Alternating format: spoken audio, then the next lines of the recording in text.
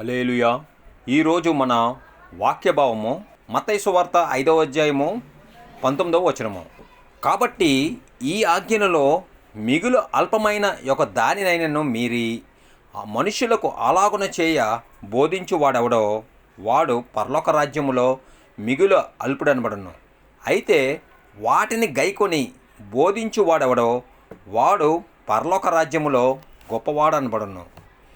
ఈ వాక్యభావం మనం చూసినట్లయితే ఇంతకుముందు ఎపిసోడ్లోనే మనం చూసిన ఆ యొక్క వాక్యభావము మత్తయి సువార్త 5వ అధ్యాయము 17-18 వచనంలో మనం చదువుకున్నాము. అది ఏంటంటే ధర్మశాస్త్రం విషయంలోనే మనము ఏ విధముగా మనం పాటించాలి అని చెప్పేసి మరి ఆ యేసు ప్రభు మరి ఆ యొక్క అక్కడ ఉన్న జనసమూహములకు అంటే ఇజ్రాయేల్ ప్రజల కోసం మరి తెలియపరుస్తున్నాడు. అదే ధర్మశాస్త్రము ఇప్పటికీ కూడా ఇంకెప్పటికీ కూడా ఆ ధర్మశాస్త్రం మనము పాటించాలని ఆ యొక్క ధర్మశాస్త్రము ఎంత విలువైనది అని చెప్పేసి యేసుప్రభు తెలియపరుస్తున్నాడు. ప్రతి ఒక్కరికి కూడా భూమి మీద ఉన్న ప్రతి జీవికి కూడా ప్రతి మనిషికి కూడా ప్రతి ఒక్కరికి కూడా ఆ ధర్మశాస్త్రము ఎంతో విలువైనది. ఇదే ధర్మశాస్త్రము మరి పరలోకానికి తీసుకొని వెళ్ళే ధర్మశాస్త్రం అయి ఉన్నది కానీ మరి యేసుప్రభు తెలియపరుస్తున్నాడు. ఆ ధర్మశాస్త్రం విషయంలోని మరి ఇప్పుడు మనం చూసినట్టయితే మరి యేసుప్రభు తెలియపరుస్తున్నాడు ఏమని, కాబట్టి ఈ ఆజ్ఞలలోని ఈ యొక్క ధర్మశాస్త్రంలోనే చెప్పిన ఆ యొక్క 10 ఆజ్ఞలలోని మిగులు అల్పమైన ఒక దానినైనను, మిగులు అల్పమైన అంటే అల్పం అంటే చాలా తేలికైంది, చాలా చిన్న ఆజ్ఞ కదా అని మనం తీసి పారేయకూడదు. అటువంటి ఆజ్ఞ విషయంలో కూడా మనము మీరి అంటే ఒక దానినైనను మీరి అంటే దాన్ని చాలా తేలిగ్గా మనం తీసి పారేసి ఏదో పర్వాలేదులే అన్నట్టు మనం చెప్పకూడదు. ఎవరికి ఇక్కడ మనుషులకు అలా చెప్పకూడదు. ఎందుకంటే దేవుడు మరి ఆ యొక్క 10 ఆజ్ఞలు మరి ఇచ్చాడు. ఆ యొక్క ధర్మశాస్త్రంలోని దేవుడిచ్చిన ఆ యొక్క 10 ఆజ్ఞల్లోని ఎంత పెద్ద ఆజ్ఞ అయినా ఎంత కష్టమైన ఆజ్ఞ అయినా సరే అది మనుషుల వల్ల మరి అది మనుషులకి ఎంతో ఉపయోగపడే ఆజ్ఞలు. మరి అటువంటి ఆజ్ఞల్లోని చాలా చిన్న ఆజ్ఞ అని మరి ఏదైనా పర్వాలేదులే అని మనం ఒక తేలిగ్గా తీసి పారేయకూడదని మరి యేసుప్రభు తెలియపరుస్తున్నాడు.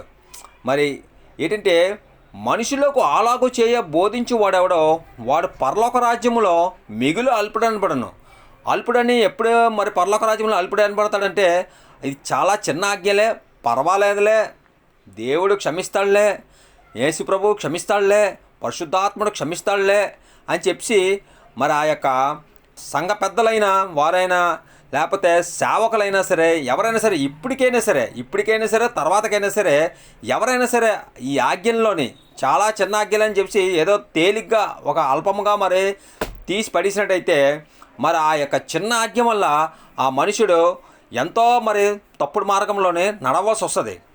వాడికి బాగానే ఉంటుంది కానీ ఈ లోకయాత్ర ముగించుకున్న తర్వాత అక్కడ అతనికి తెలుస్తుంది అన్నమాట, ఇలాంటి తప్పుడు మార్గంలోనే నడిపించాడు రా బాబు ఈ సేవకుడు అని చెప్పేసి.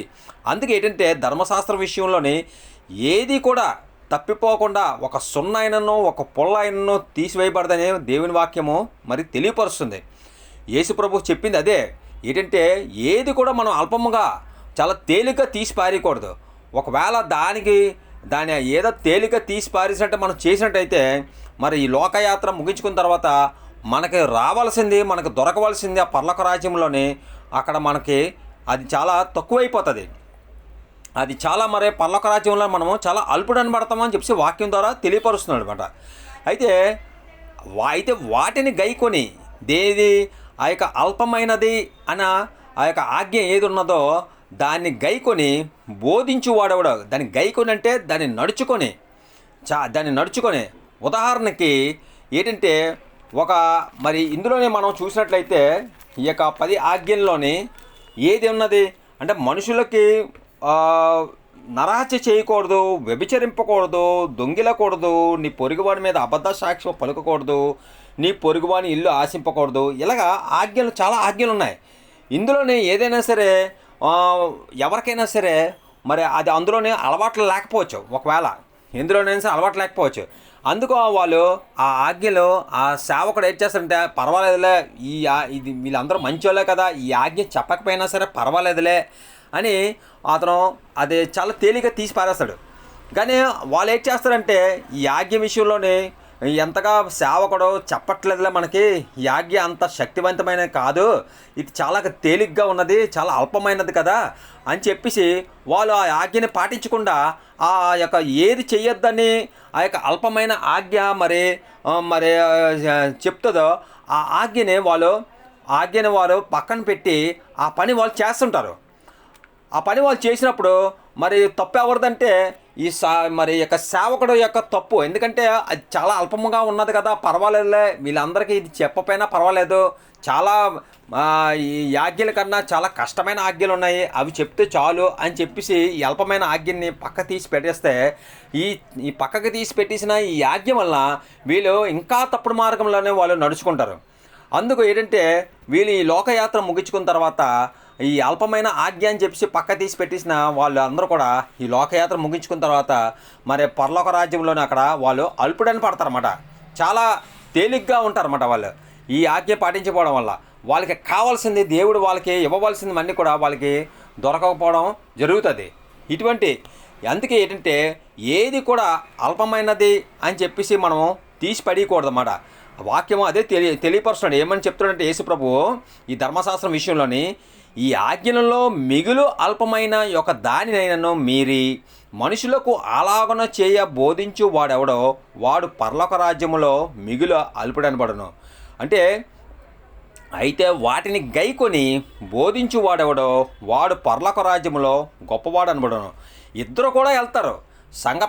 ఒక సేవకుడు ఆ యొక్క అల్పమైనది అని చెప్పేసి దాన్ని మీరి వాళ్ళు ఒకవేళ అంటే దాన్ని వదిలిపెట్టేసి దాన్ని పెద్ద పట్టించుకోకుండా చెప్పినట్టయితే ఈ యొక్క సేవకుడు ఆ యొక్క పరలోక రాజ్యంలోని అల్పుడని పడతాడు. అలాగే అతని మాటలు ఆలకించిన వాళ్ళందరూ కూడా అల్పుడని పడతారు అన్నమాట అక్కడ కూడాను.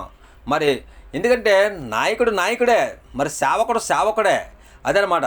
అందుకే వాటిని గైకొని ఎవరు ఆ సేవకుడు కూడా ఆ యొక్క అల్పమైనది ఆ ఆజ్ఞను కూడా అతను గైకొని వీళ్ళందరినీ కూడా ఆ వాక్యానుసారంగా నడిపించినట్లయితే ఈ సేవకుడు కూడా పరలోక రాజ్యంలోనే గొప్పవాడని పడతాడు. అలాగే ఇతను సేవకుడు నడిపించిన వాళ్ళందరూ కూడా పరలోక రాజ్యంలోనే గొప్పవాడని పడతారని వాక్యము తెలియపరుస్తుంది. యేసు ప్రభువు చెప్తున్న ప్రతి వాక్యం కూడా మొహమాటం లేనివాడిగా మరి ఉన్నట్టుగా అందులో ఒక సున్నైనో పుల్లైనో తీసివేయబడకుండా మరి ప్రతీది కూడా మరి యేసు ప్రభువు వాక్యానుసారంగా ఉన్నట్టుగా చెప్పడం జరుగుతుంది. ఈ వాక్యం మనం చూసినట్లయితే మరి యేసు ప్రభువు ప్రతి ఒక్కరికి కూడా ఎంతో బాధ్యతగా మరి వివరించి చెప్పడం జరుగుతుంది. ఈ వాక్యము ఇంతటితో సరి. ఆమేన్.